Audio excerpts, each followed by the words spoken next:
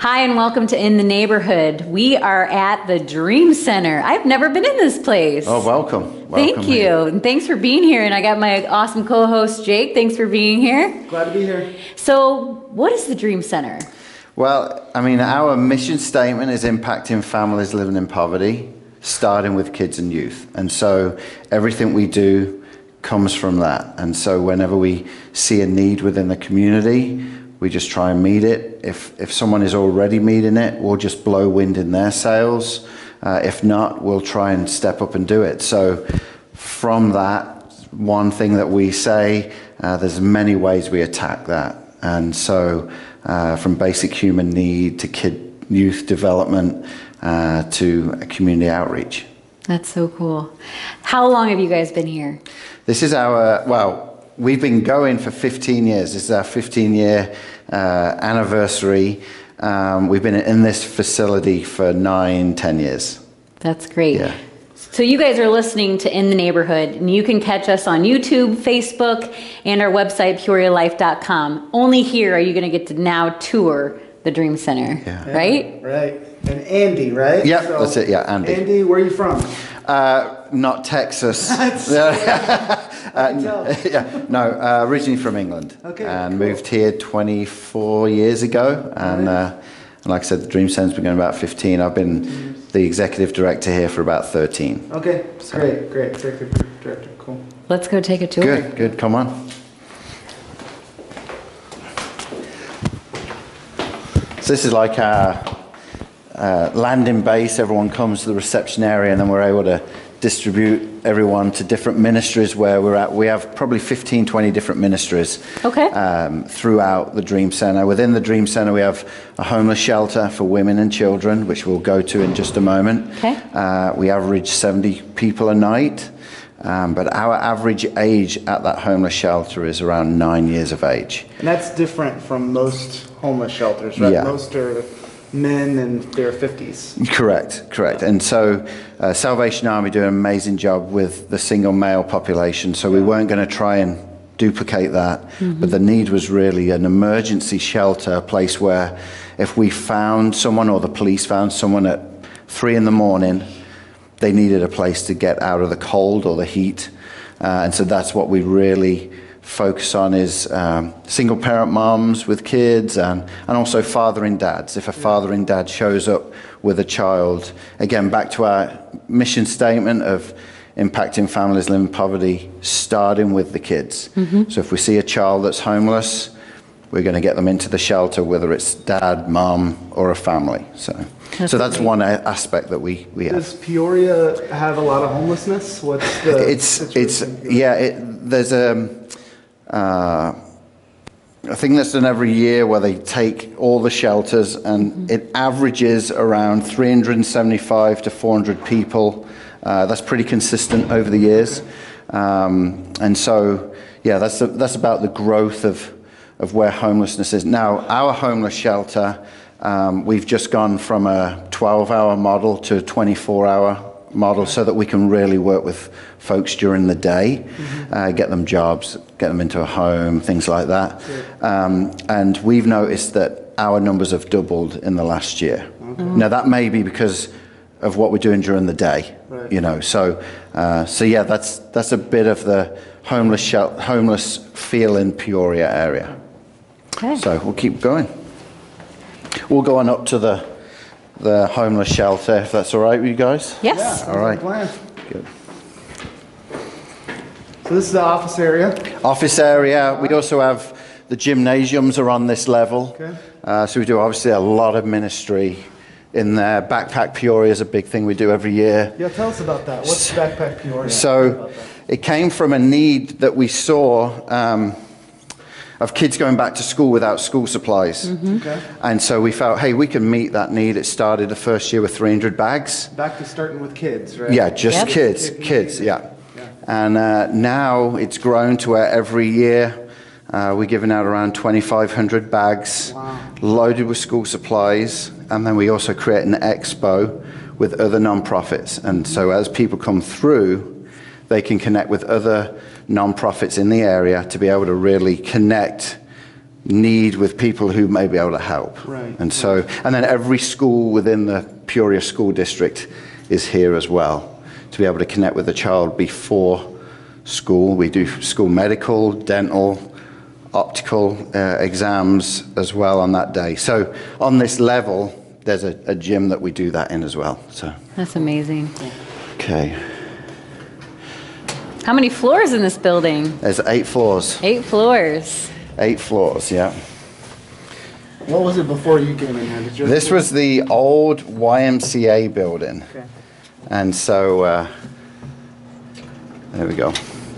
The old YMCA building, so it was, there was, oh, they're taking us down. There was a lot of renovation we needed to do in this building. It's a bit of a miracle how we're going to go back up. Okay. Hi, how's it going?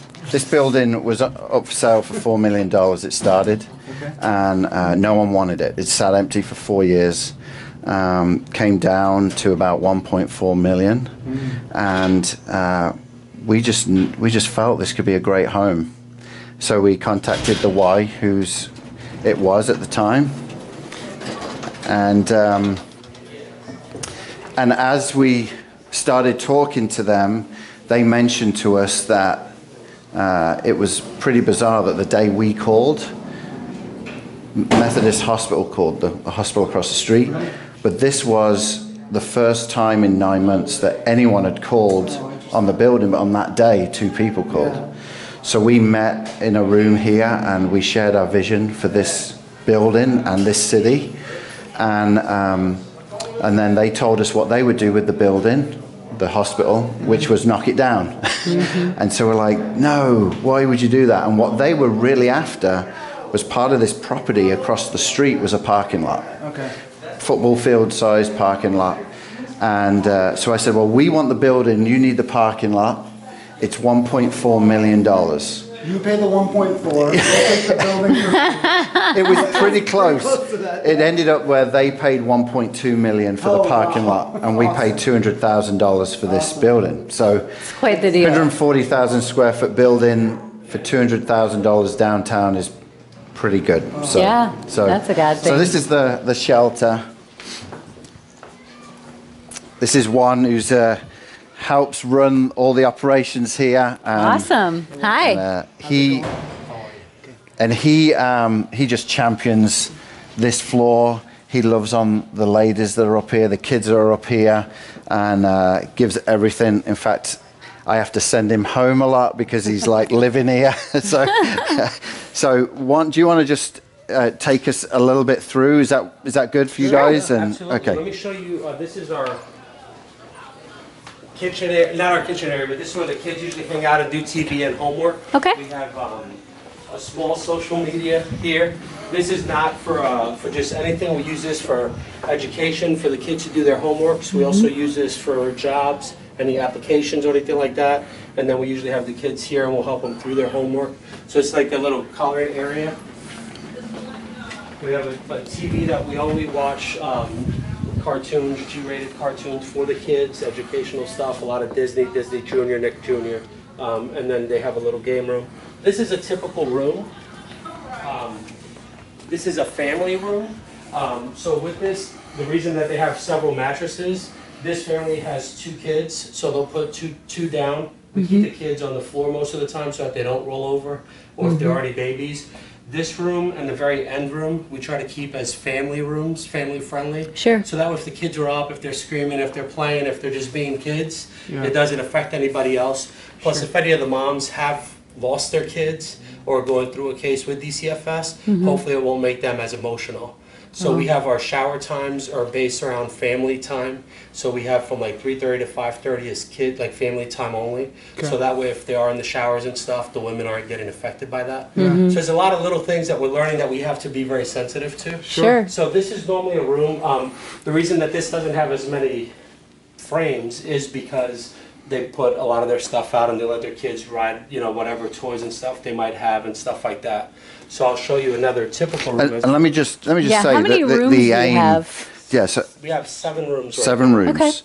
And the aim for us, this is going to sound pretty harsh, but our aim on this floor is not for this to make it feel like home. Right. Our aim is to get anyone that's on this floor into our, what we call the village. We have 21 apartments, and it's like a transitional housing for 2 years. Okay.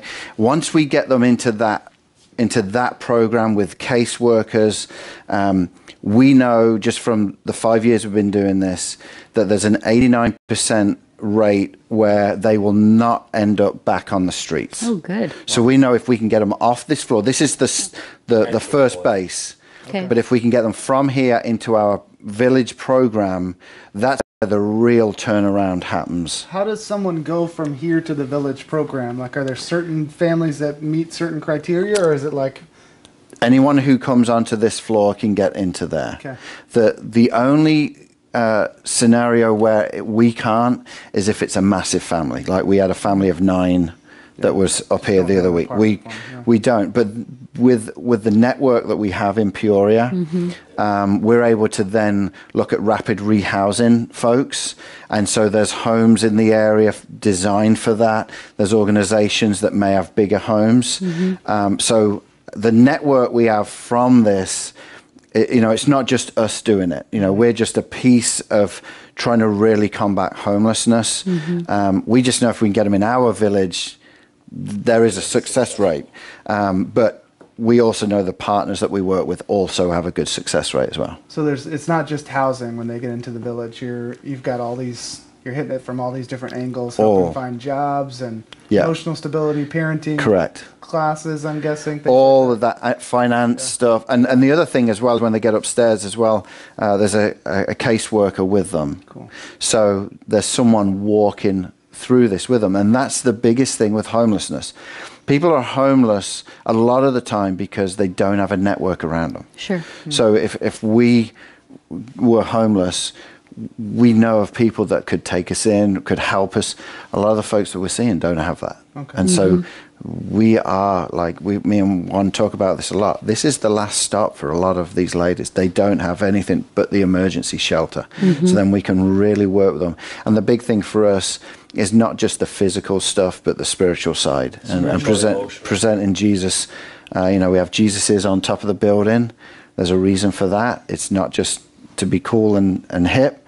It's because we really believe that Jesus is the way that can change someone's life, not just now, but forever, eternity. And so that's some of the stuff that makes us get up in the morning. It's not just, let's get people off the street, there's an eternal side of it as well. So. And a lot of them just don't have the self-confidence or the esteem to really feel good enough about themselves. So it's a simple compliment as, hey, that smile looks good on you today. I mean, I've seen ladies that have come in here very aggressive and very hurt and very harsh, like in weeks just melt because they see that unconditional love. And you'll see some of them today, and it's wild because a month ago they would have fought a man out on the street to survive. And today they're mothering, they're taking care of their children, they're taking care of themselves, they're wanting to learn more, they're wanting to get further educated. And so it's cool because with the village, even especially, they're here for 2 years. We set them up to learn how to budget, we teach them computer skills, we teach them life skills to succeed. And then when they leave, they give up to a certain percent, and when they leave, they make sure we have something that they can go off and be successful. They have a savings account. They have money that they've put into it that they've earned. So that confidence is there to the point where they know that they can do it. And if they need the support, they have the caseworkers that they can lean back on. That's cool. So you want to take us down one? And Thank you, Benny. Hey, Benny, you all right? Yep. So Andy, as we were walking down here, one of the things that we're about is volunteerism. We want to get people from the community who have a heart for this kind of work, helping organizations like you. So you mentioned Backpack. What's it called? Backpack Peoria. Yeah. And then obviously we've got this, but not everybody can serve in this area. Correct. So how do people get involved? Well, the big thing is being able to connect people through all the programs. So there's a lot of kids that will be here that will be in our after school program. There's a lot of people that are here that we can help with different not just backpack, but through the year with tutoring and helping that way. And then we have some big events where people can get involved called Mission Peoria One Day. And that's where we have 300 to 400 people that we just send throughout the community just to impact areas that may need it. It may be a small church, it may be an area of poverty, it may be all different types of things. So Very cool. Good. We're going all the way through, one. right? Yeah, we'll go through. Okay. We'll go down to 1. Hey guys. Well, I really appreciate your help, man. I do. Hey there.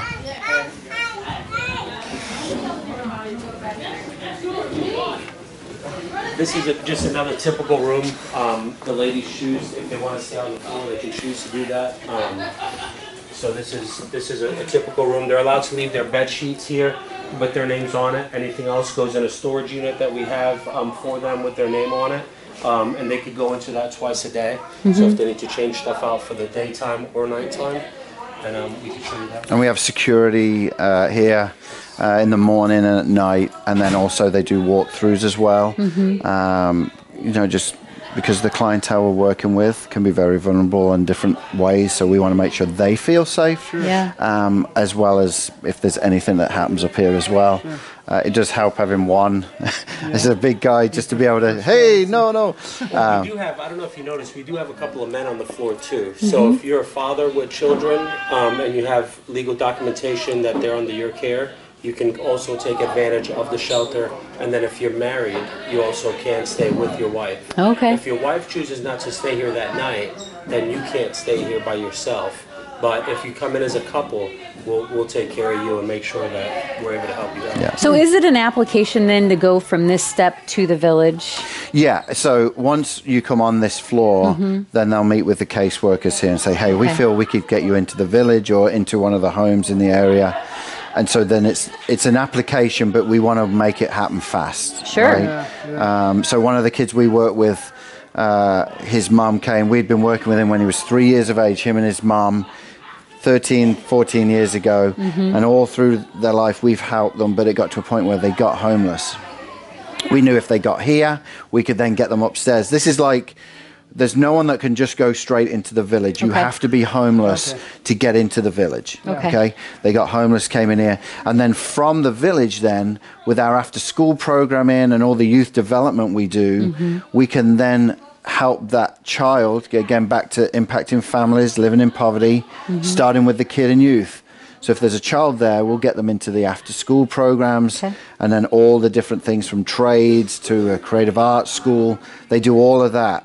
And then they live here, which is great because they don't have to take a bus to get here. Right. Yeah. You know, so it's a holistic approach for sure. Should we go up to, you want to see one of the village apartments? Would that be? If we can, that'd be good? great. Let's do that.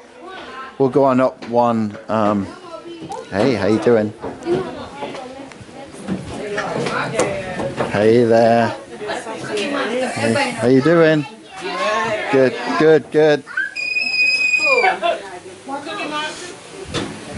He's a vegetarian now. It's quite the view up here. Yeah, it is. Yeah. So when we bought the building, we bought it for that $200,000, and then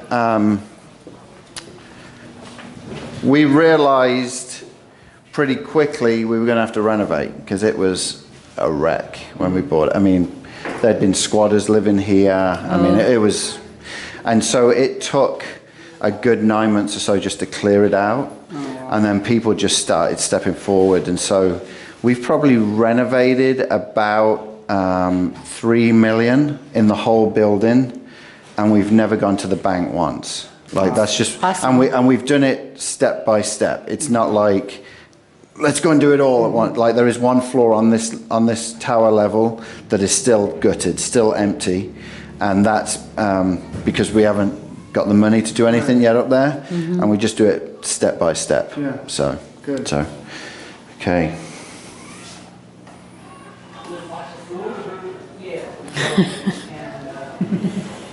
Okay. So Andy, back to volunteerism for a second. If I'm listening and I want to help Dream Center, I love what you're saying, I want to get involved. There's after school program, there's the Backpack Peoria, there's events, there's helping here possibly. Yes, yeah. There's receiving donations on Tuesdays and Thursdays. Yeah.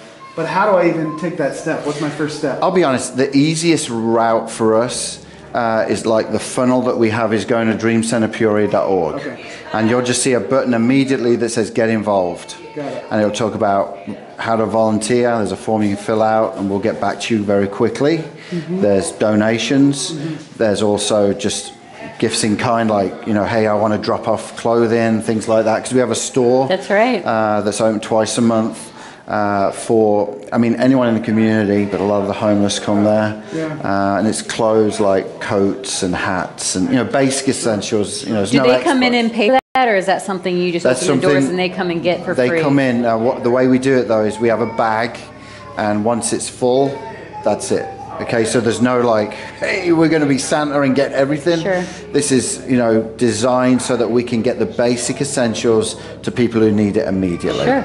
And then at no cost, though? no cost. Okay. There's no cost to that. And we have a team of volunteers who work every day of the week preparing for those days.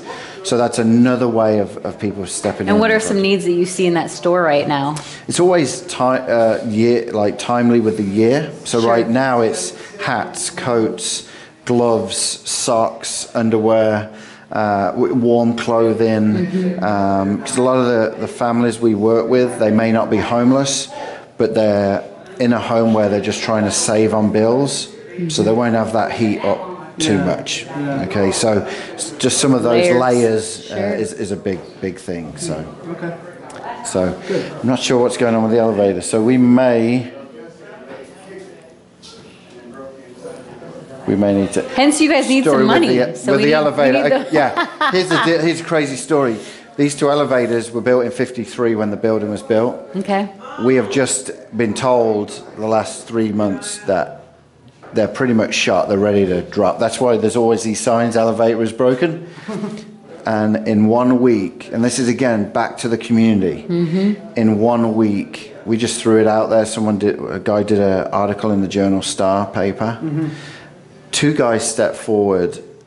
One gentleman has never given to us before. He was actually the ex-CEO of Caterpillar.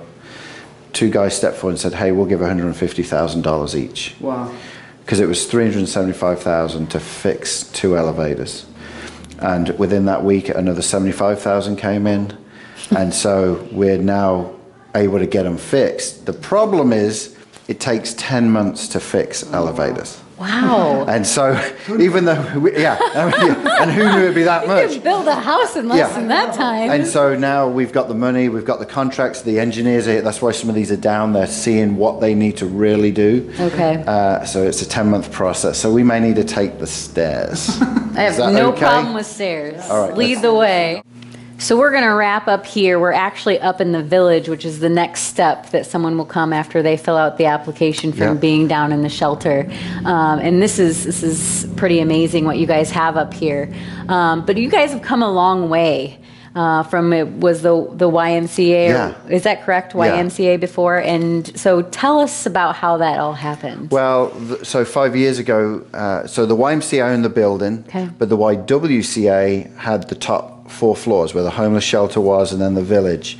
And so when we came here, we didn't want to reinvent the wheel. They were doing homelessness, they were doing everything that fit our mission. So we just, again, blew wind in their sail and let them carry on. But 5 years ago, they went bankrupt. And so we had a decision to make where we had to either throw people out on the street and create more homelessness, or take that program on, which was, we knew in our heart what we had to do, but it was, you know, a $350,000 yes, if we were going to do it. It's a commitment. Per year. Right. Per year. So at the time, the lady here that was over the operations of the homeless shelter in the village was an amazing lady that we were actually able to steal. Oh.